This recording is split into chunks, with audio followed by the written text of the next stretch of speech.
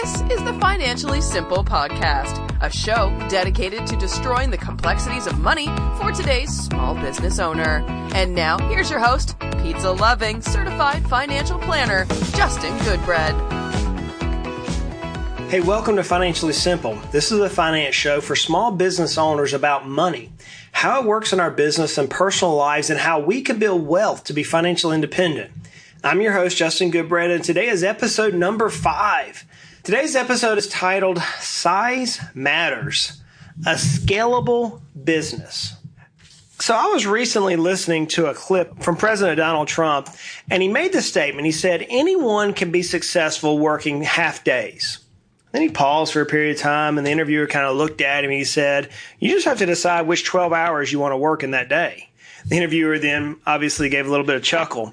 You know, if you're like me, and you're probably like most entrepreneurs around the country, we work really long hours.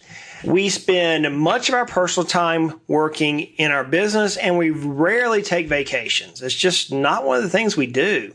You ever stop to ask yourself why? Why are we killing ourselves working as much as we are? Have you ever thought about, man, why can't I get to the point where I can take a break? When is it ever going to happen? It's like we've been told, work hard and we'll be okay. You know, it's like the harder we work, the better we'll be. Man, if only it was that simple. If only. Yeah, we do have to work hard to be successful. There's not a doubt about that. You're not going to reach success without some sweat equity. It's just not going to happen. But there's one thing that's more important, probably the most important thing to building a successful business, which somebody is willing to pay for. And that's the whole idea behind this particular series is how do we build a business that somebody's willing to buy from us? How do we build a business to sell it? There's one word, and there's one word that's probably paramount above everything else, and that is the word scalable. We have to build businesses which are scalable in nature. Well, what does scalable mean? Simply put, scalable is the ability to grow your business. That's the easiest way that I can break it down. Some years ago, I wrote this definition down. I don't know where I heard it, but it's a good definition. It said, a way to defining scalable is the allowance for expansion and revenue growth while minimizing operational cost increase. In other words, how can we drive revenue up while at the same time reducing the cost to produce said revenue? Why then is scalability so important? Remember, it's simple. People buy businesses which make money, and scalable businesses typically bring a larger price tag. Now, I don't know about you, but I'm a firm believer in having an asset which grows in value, and I'm a firm believer in having a business which is going to maximize my ability to drive long-term success to me and my family, and my clients, and our employees. It's been my experience that many buyers expect to double their initial investment in about 5 years. The only way they're going to do that is to buy a business which is growing fast.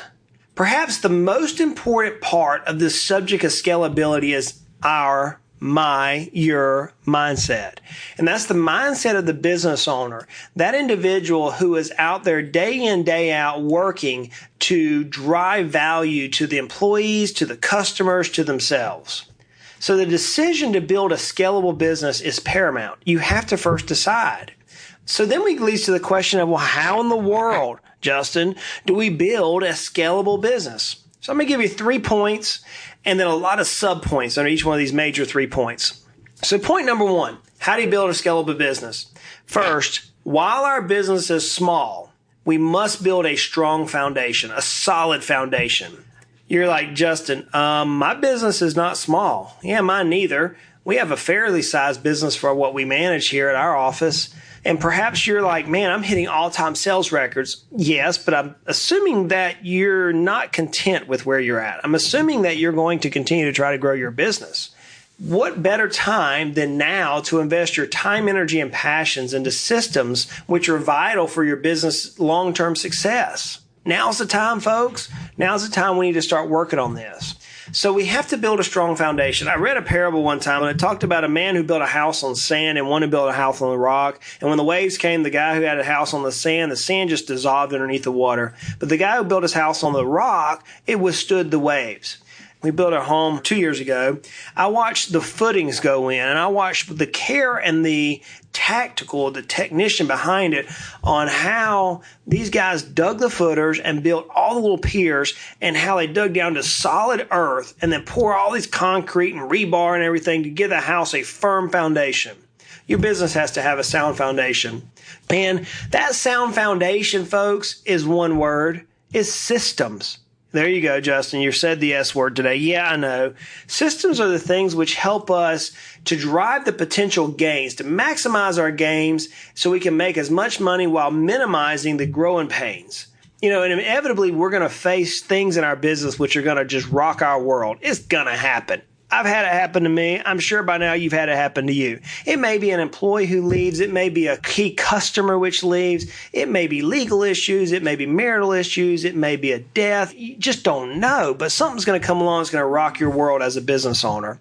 And whenever that time comes, you have to have systems in place to make sure that the business continues without you. So what are some systems that you can use in your business to help it become scalable and to help the business grow over time? So I'm going to give you a few. Perhaps one that everybody's going to recognize is a CRM system, or it stands for Customer Relationship Management. Whenever I looked up CRM to find out a little bit of details, I found this great definition. And I'm going to put the definition inside the show notes from Tech Target. And it describes the CRM system as a term that refers to practices, strategies, and technologies. Those three things that a company uses to manage and analyze the customer's interaction. So it's practices, strategies, and technologies. That's the CRM system that analyzes the customer's interactions. Why? It collects the data throughout the customer's life cycles with the goal of improving the business relationship with customers, assisting in customer retention, and driving the sales growth. So a good CRM is going to analyze your customers in detail. It's going to go through and say, Fred Flintstone's a great customer. Here's where he came from. Here's what Fred Flintstone likes. Here's how Fred Flintstone can continue to be a solid customer for us. Here's how we're going to market other Fred Flintstones.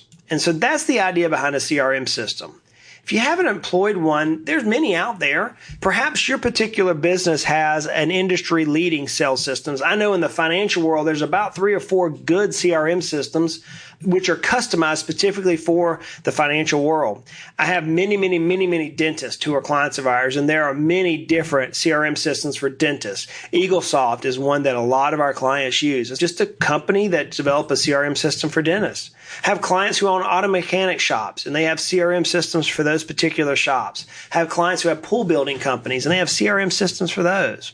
If you say, well, my particular industry does not have a customized CRM system, I have a friend of mine who cuts grass, and he uses Salesforce as his CRM system.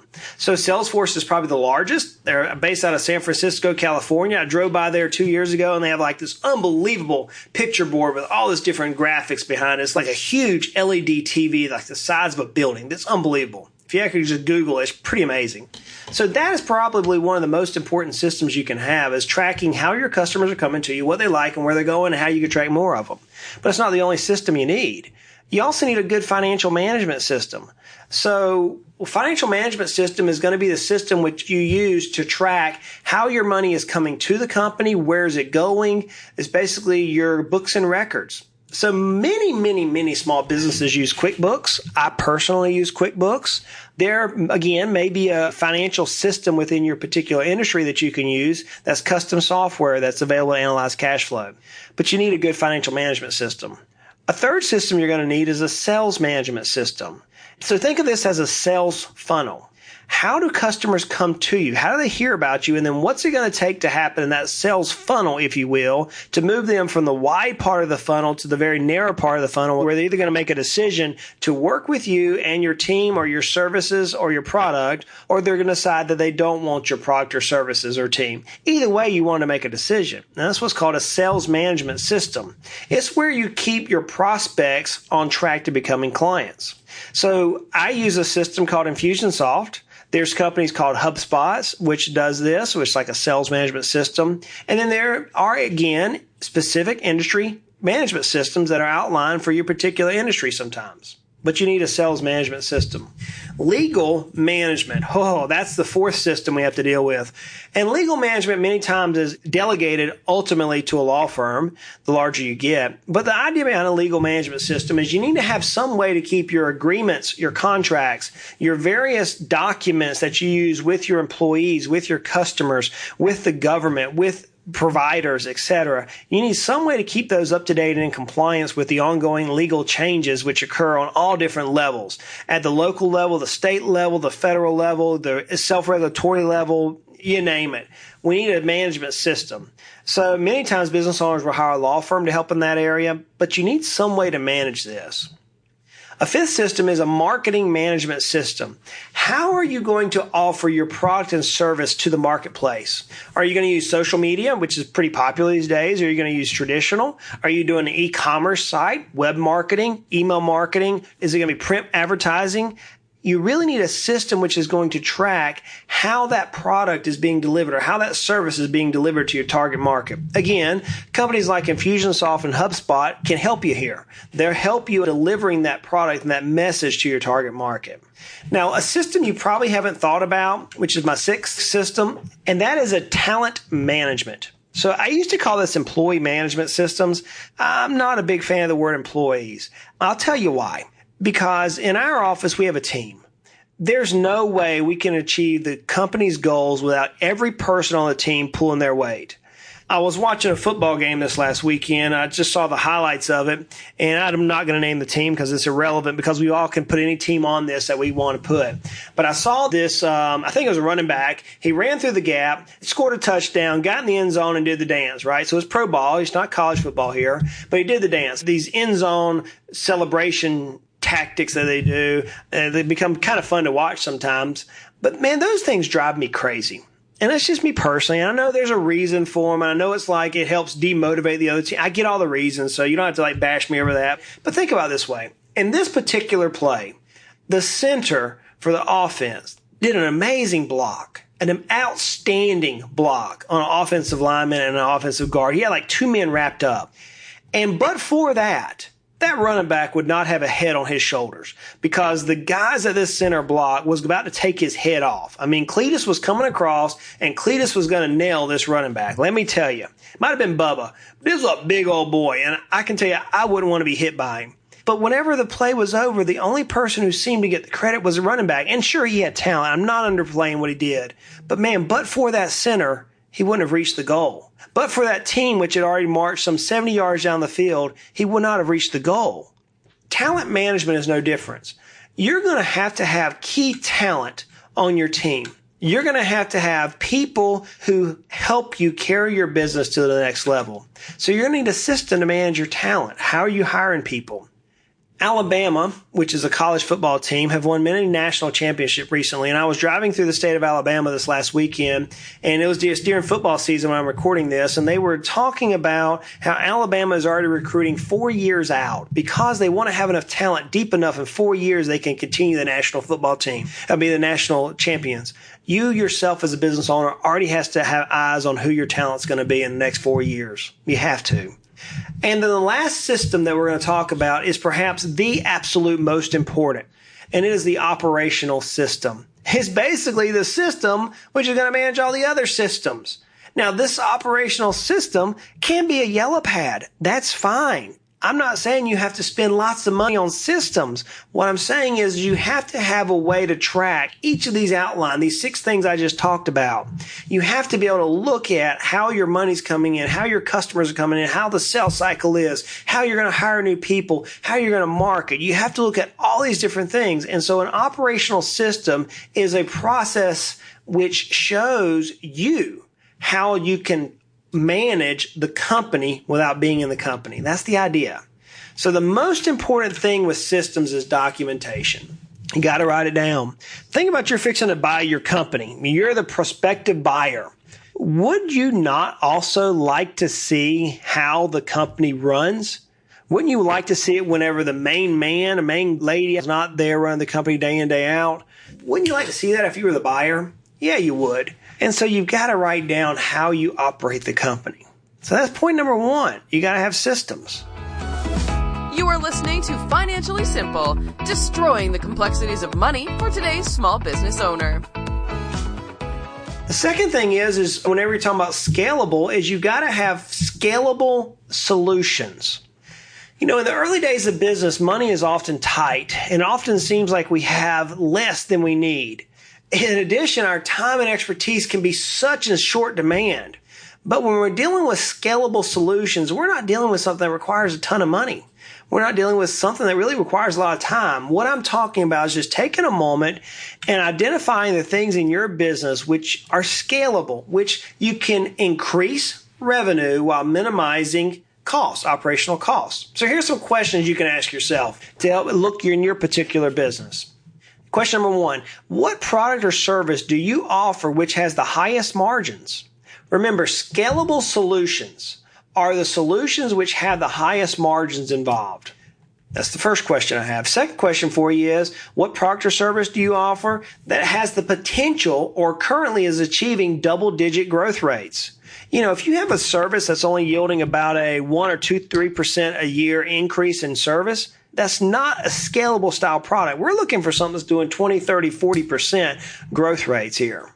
Here's another question. What product or service can your team easily explain to the marketplace? Remember, I'm using the word team again. You want your team to be able to list what your product or service is easily in the marketplace so they can attract new customers, so they can explain it to potential investors. The list keeps growing there. How about this question? What product or service will outside leverage place their energy behind? The easiest outside leverage you can deal with is the bank. If you have a good banking friend, take your products and services and bounce it off the banking friend. They'll say, hey, which one would you invest money into? Which one would you loan me money to drive even further? We do that. Our particular services that I've used outside leverage for because I know it's extremely scalable. The podcast is a scalable business for me. I can take my time, my skill sets, my thoughts, my energy, list it one time, record it for you guys, and then forever it's there and I can move on to something else. That's a scalable business model. What product or service is easily marketed? Now, I've got one caution here. Word of mouth marketing is not scalable. Word of mouth marketing is not scalable. What I'm talking about marketing is, can you put systems in place where it's automated so that the message can easily be delineated out to your target market, not through word of mouth? You know, virality is a little bit of word of mouth, but it's not the same. You know, we've seen virality. I was thinking about the ice bucket challenge that we saw some years ago. Think about all the people. Even the presidents did ice bucket challenge, right? That was a viral effect. We're looking at what product or service can we turn viral? Can we market easy? Another question is, what product or service can you automate to the highest degree? We want to be able to take the product and service and then move it to where very little human interaction or very little differentiation from a set process is in place. So perhaps the biggest and the oldest illustration for automation is the assembly line. Henry Ford, we talked about him on one of our previous podcasts. The guy was brilliant in the fact that he could take a car and automate it from point one to the end product, and it was the same process throughout the entire method. That's automation. And lastly, what product or service can you franchise, license, or duplicate? If you can franchise, license, or duplicate the product or service very easily, it's typically going to be one that you want to place some time, energy, and make it scalable, and it will be scalable. So those are some thoughts you can have about how to take a product or service and begin scaling it up, begin making scalable solutions. You want to give your solution to your customer so that it becomes a scalable model. The third thing in building a scalable business is we've got to learn to think strategically, and we must develop a plan of thinking. My daughter likes to watch Alice in Wonderland. You know, we've all probably seen Alice in Wonderland. There's a conversation at Alice that I feel like so many times I've had as a business owner, and many of our clients who are business owners, I often ask them the question. The particular scene in the story, and you're going to remember this the minute I tell you, is when Alice is trying to find her way and the Cheshire Cat is sitting in the tree, right? The purple-looking cat. And Alice says, "Would you tell me, please, which way ought I to go from here?" And the cat replies, "Well, that depends a good deal on where you want to go." Alice says, "Well, I don't much care where." The cat then says, "Then it doesn't matter which way you go." And then Alice, with an ellipse, almost continuing the sentence, says, "So long as I get somewhere." Concluding this particular thought, the cat says, "Oh, you're sure to do that if you only walk long enough." What's my point? If you don't know where you're going, you don't know what road to take to get there. It's like me, and I'll use this example probably many times throughout podcasts. If I want to take a vacation, and all I know is I want to go on a vacation, but I don't have any plans, then I don't know where I'm going. On the other hand, if I want to drive from Knoxville, Tennessee, all the way across the country to Oregon, pick any city in Oregon, anyways, I'm headed to a destination, then if there's an avalanche in between, if there's moose in the road, if there's a roadblock, if there's earthquakes, if there's famine, whatever, I can navigate around whatever's going to take place. What are you getting at, Justin? At this point, you should be thinking, where do you want your business to be? Maybe it's a dollar figure. I want to sell my business for this much. Maybe it's a revenue goal. I want to produce this much revenue. I have some goals that I have personally. One of my personal goals, don't laugh at this, is I want to write a New York Times bestseller, something I've wanted to do since I was a teenager. Now, remember, I can't spell worth a flip. I can't, but it's something I want to do. It's something that's always been in the back of my head. So I want to plan on a road how to get there. More than likely, in order for you, and I know for me for sure, to reach our goal, we're going to have the help of others. So at this particular point, whenever we're dealing with planning where we get there, we fall victim, we being me and you, the entrepreneur, we fall victim to the Shakespearean flaw, which stated, and this I saw this somewhere, and it said, what makes us strong also makes us weak. What am I saying? If my strength is one that I can just jump in and work 16, 17, 18 hours a day and just grab the bull by the horns, wrestle to the ground and make it happen, right? There's not a thing in my business that I can't do. Then that exact strength, unless I'm willing to yield my strength to the help of others, is going to weaken my business. I'm going to need to rely on others to help reduce my strength. And that is hard. That is really hard. In order to build a plan for scalability, we must turn the conversation of our business from I'm the business owner who started this, to we have an outstanding business. You see, it's a play on words, but it has such intrinsic meaning. We've got to turn it from me, this is me and my, to this is our team and our. Instead of it being my vision, we have to have our team cast the vision. If I can get all the team members with their own visions that are all unison, then I have a mighty army who's pulling to the common goal. Why is that important? Well, at some point, you're going to hopefully sell the business, and you're going to have a group of people who's helped you get there. And those people are going to be rewarded handsomely. They're going to want to see more than likely the business continue. So it helps you at this point to look at, how in the world can we cast the vision? Can we build the plan so that we can reach our goal? So I'm going to give you a couple of steps along those lines. Okay. The first one is we have to change. This is me. I'm talking to Justin. I have to change my way of thinking from this is my business, my success, to now it's our success. The only way the business is going to be scalable is if I relinquish my strengths and I allow others' achievements to help bolster my strengths. I've got to have buy-in from a team. The second thing is instead of being the star of the team, instead of it being, Justin's a superstar, Justin's a rock star, or in your team or in your particular business, you're the superstar, you're the rock star, you now have to move yourself into a coach. I remember, and it's just something that I think is just amazing to me. Many people will say in business, and I watch this with people who write these books. I call them pinnacle mountaintop books is what I call them. These people have reached these pinnacles in their business, and they get back and they talk about all of their accomplishments. It goes back to that guy who runs the end zone. The same thing. He runs the end zone, and now it's his accomplishment. The problem is that we didn't reach where we're at today by ourselves. President Obama, and I don't agree with a lot of the things the guy did, and I agree with some of the things the guy did, but he got wrongfully butchered whenever he said it's not your business. I understand why he got butchered, because I got a little ruffled when he said that, but I understood a bigger message there. His bigger message is what I'm trying to relay. Your accomplishments are not individualized. The only way that you and I have reached to where we're at today is because somebody else has invested in our lives. Maybe it was a family, maybe it was a friend, maybe it was a pastor, maybe it was a coach. You say, well, Justin, I don't have any of those things. Okay, maybe it was a teacher. Well, I didn't ever have any teachers that educated. I was self-educated. Okay, cool. Somebody spent the time and energy to write books that you've read or write websites that you've looked at.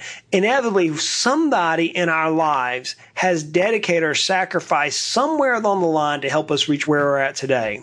And now it's time for us entrepreneurs to do the same. If we're going to build a scalable business, we cannot be the star of the team. We have to be the coach. We have to cheer our team on to the victory. The third point on this is, like Jim Collins stated in his book, Good to Great, we got to get the right people on the bus, folks. I get so frustrated watching people hire cheap talent. And I use that word very loosely there. They go out and they say, well, I can hire one person for, I'm going to give a number, $100,000. I can get the same guy for $60,000. I'm going to pay the $60,000 one. Look, it's not hard. Hire the best people you can afford. Great people yield great results. If you get people who are less than your best, you're going to get less than your best results. So in order to create the scalable business, you've got to build the right team. Then you're going to have to get some help for yourself. And I chuckle as I say this because I'm not saying you have to go to a shrink, although it may be advisable. Think about it this way, and I'll pull it back out of that, a little levity there. Michael Phelps is perhaps the most outstanding athlete of all times. On an Olympic level, that is. You know, he's won more gold medals, period, to my knowledge, than anybody up to date. Isn't it interesting that Michael Phelps still has a coach? Have you ever thought about that? I mean, the man could probably write books on how to swim. He probably can coach every technique out there on the butterfly, the backstroke, the crawl. I mean, he can do it all, right? But he has a coach. Why? Well, he needs someone to encourage him. He needs someone to point out his failures. He needs someone to motivate him. He needs someone he can talk to. You're no different as a business owner. We're going to need somebody to be in our corner. Maybe that's a financial person like myself. I know I have many clients that hire me just to be a coach for them. Maybe it's a CPA. Maybe it's a brother. Maybe it's a mom. Maybe it's a friend. Maybe it's a board of advisors. Nonetheless, you're going to need help for yourself. This next one's going to sound a little strange. And my last point here is you got to remember your family. If you're like most entrepreneurs, then you spent a lot of time building the business to the detriment of your family. Let's be honest. I see so many folks who are in the office when their kids are out at Little League games. I see so many folks that the kids are in bed. This happened to me last night. I had something come up at the office that I had to get it done. I didn't walk in the house last night. Everybody was in bed when I walked in. That's unacceptable if that becomes the habit. But when I say remember your family and reconnect with your family is if you're going to build a scalable business, once you get the systems in place, you're going to have to walk away. I remember a friend of mine who owns a business here locally. He said, Justin, we need to create a mini-me. So we did. We created a mini-me for him. He's almost like the Austin Powers theme, right? And his idea was that after a year of training, he was going to walk away, turn the phones off for a month, and hope when he came back, the business was going to be running. Now, we did some tests between them, but he did. He walked away for a month, turned his cell phone off. No one could contact him. When he came back, the business was greater than when he left. And so now he's looking at a scalable business that now he can focus his time and energy into other places. And at the same time, he reconnected with his family. They spent some time together. Your kids should not think you as a stranger. Your spouse should not think you as a stranger. Your significant other should not think of you as a stranger. I have a friend of mine who spends more time in his business than he does in his friendship. You know, in order for a man to have friends, he must show himself friendly, the old proverb says. So now's the time to do that. Why? Why all three of these points? Why am I even talking about scalability? Remember, the goal that we're dealing with first and foremost in this particular series is let's build a business to sell it. If we're going to build a business to sell, to attract top dollar from a top buyer, then the business has to be scalable. You have to be able to increase revenues without at the same time reducing the cost, the COGS, the cost of goods and services, and the money it takes to produce said revenues. If you can build a scalable business, you will attract a buyer. You will. So guys, that's it for this episode. Episode number 5's in the books. Giddy up. How about you? Are you building a scalable business? If not, why aren't you doing it? Hey, look, we say this every week. Life's hard. Life's complicated. Business can be fun. Business can be stressful. Giddy up. Finances don't have to be. Let's continue to make our lives at least financially simple. Y'all have a great day. You have been listening to the Financially Simple podcast. The information in this show is for informational purposes only. This show is not investment advice. Instead, seek help from a competent financial advisor. Justin Goodbread, CFP, is an investment advisor representative of Heritage Investors, a registered investment advisor.